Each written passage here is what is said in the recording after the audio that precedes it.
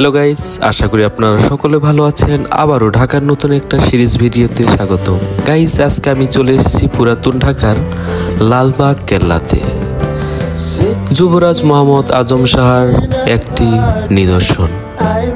চলুন দেখে আসি লালবাগ কেল্লার সেই মোগল আমলে নির্মিত এক স্থাপনা এবং জানি কি রয়েছে এর অন্তর্নিহিত কাহিনী। সেই সাথে জানবো এটি কত বছর আগে নির্মিত হয়েছে এবং সংক্ষেপে কিছু উপস্থাপনা।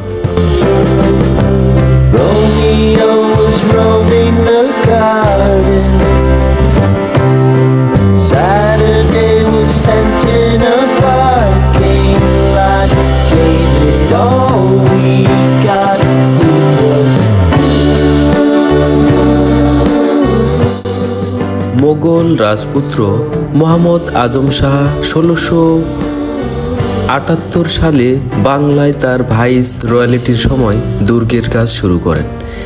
তিনি 15 মাস বাংলায় অবস্থান করেন। তার পিতা আওরঙ্গজেব তাকে ডাকা হয়, দুর্গটি অসম্পূর্ণ থেকে যায়। শায়েস্তা খান সেই সময়ে ঢাকার নতুন সুবেদার ছিলেন এবং তিনি দুর্গটি সম্পন্ন করেননি। 1684 সালে শায়েস্তা খানের কন্যা ইরান দুখত পরিবেবী সেখানে মৃত্যুবরণ করেন। তার মৃত্যুর পর তিনি দুর্গটিকে দুর্ভাগ্যজনক মনে করতে শুরু করেন।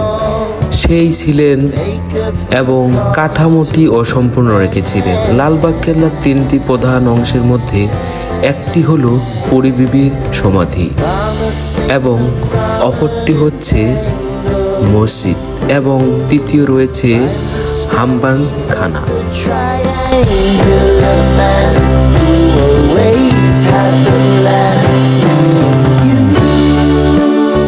দুর্গটির চারদিকে রয়েছে সবুজের সমারোহ এবং রয়েছে চারদিকে পানির কেসিং বা ক্যালিং।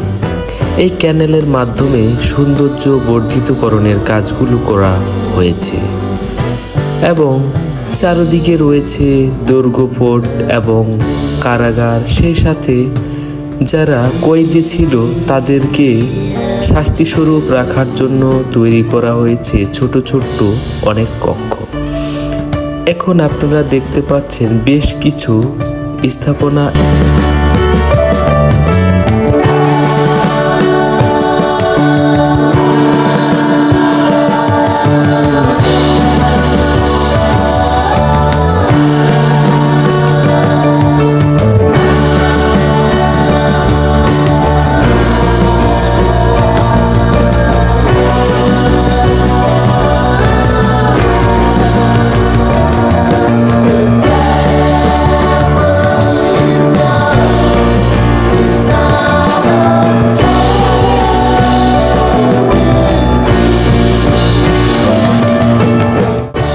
এই ভবনটি দেওয়ানি হাম্মাম খানা মূলত সুবেদারদের বাসভবন হিসেবে ব্যবহার হতো।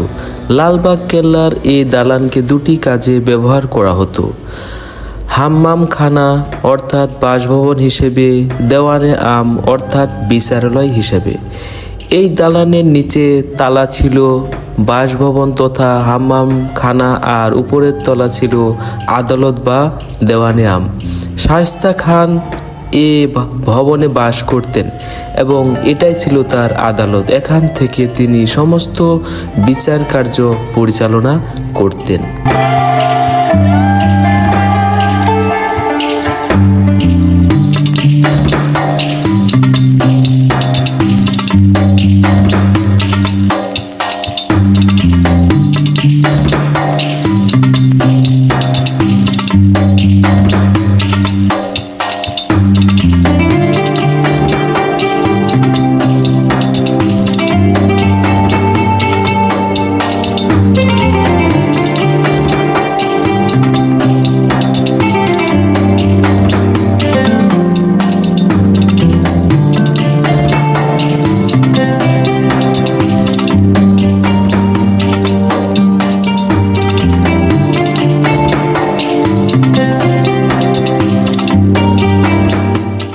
গেটটি সেকেন্ড বা দ্বিতীয় গেট। পাশে রয়েছে প্রহরী বা রক্ষীদের কিছু বাসভবন এবং তার পাশে রয়েছে একটি পুকুর এবং হাম্মামখানা। তার সাথেই রয়েছে ছোট ছোট কক্ষ বিশিষ্ট রুমগুলি এবং কিছু দূর গেলেই আপনারা দেখতে পাবেন যুদ্ধে প্রস্তুতৃত অর্থাৎ বেশ কিছু প্রশাসনিক অবকাঠামো।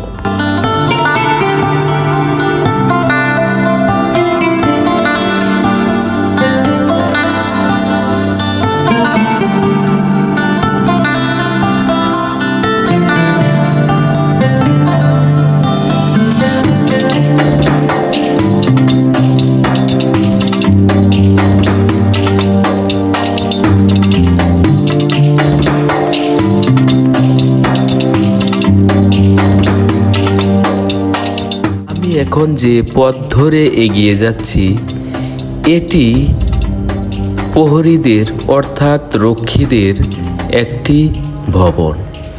এখানে রয়েছে সর্ব ধরনের আধুনিক এবং পুরাতন কিছু স্থাপনা যা দিয়ে যুদ্ধ বা বিগ্রহ থামানো যেত।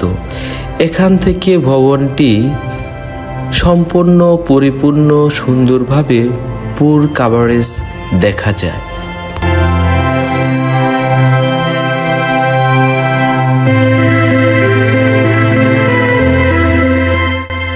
উপরে রক্ষীদের চলাচলের রাস্তার সাথে পাশে রয়েছে সুন্দর ডিজাইনকৃত একটি বাগান।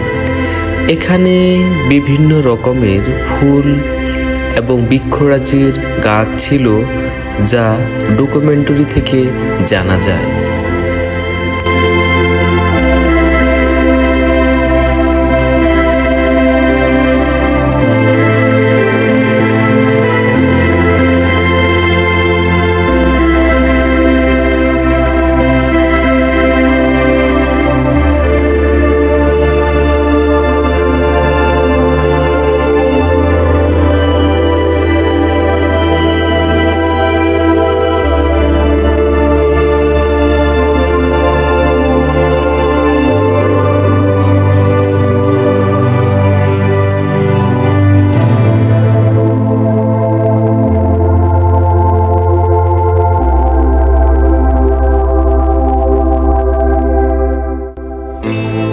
লালবাগ কেল্লার 3টি স্থাপনার মধ্যে অন্যতম এটি। এখানে পরিবিবি সমাহিত আছেন। শায়েস্তা খান তার কন্যার স্মরণে এই মনোমুগ্ধকর মাজারটি নির্মাণ করেন। লালবাগ কেল্লার 3টি বিশাল দরজার মধ্যে বর্তমানে জনসাধারণের জন্য উন্মুক্ত। এই দরজা দিয়ে ঢুকলে বরাবর সোজা চোখে পড়ে পরিবিবির সমাধি। আসলে লালবাগ কেল্লা বলতে এই ছবিটি বেশি পরিচিত। সেটি মূলত পরিবিবির সমাধির ছবি। পরিবিবি নাম ইরান দুখত রহমত বানু ছিলেন সুবাহ বাংলার মোগল সুবেদার শায়েস্তা খানের কন্যা। মুঘল সম্রাট পুত্র শাহজাদা মোহাম্মদ আজমের সাথে 1668 সালে 3 মে পরিবিবির বিয়ে হয়। 1684 সালে পরিবিবির অকাল মৃত্যুর পর তাকে নির্মাণাধীন লালবাগ কেল্লার অভ্যন্তরে সমাহিত করা হয়। তার সমাধিস্থলকে চিহ্ন করে পরিবিবির মাজার নির্মিত হয়। পরিবিবির মাজারের স্থাপনাটি চতুষ্কোণ, মার্বেল পাথর, কুষ্টি পাথর ও বিভিন্ন রকম রং ফুল পাতা দিয়ে সুশোভিত চাকচাক্যময় টালির সাহায্যে অভ্যন্তরীণ 9টি কক্ষ অলঙ্কৃত করা হয়।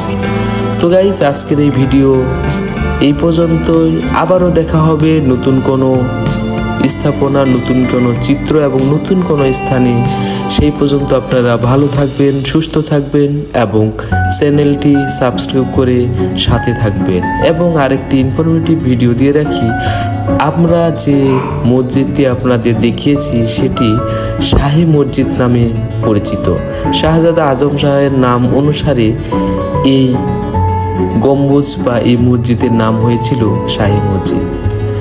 তো গাইস, আজকের এই ভিডিও আপনাদের ভালো লেগে থাকলে লাইক, কমেন্ট, সাবস্ক্রাইব করে সাথেই থাকবেন। ধন্যবাদ।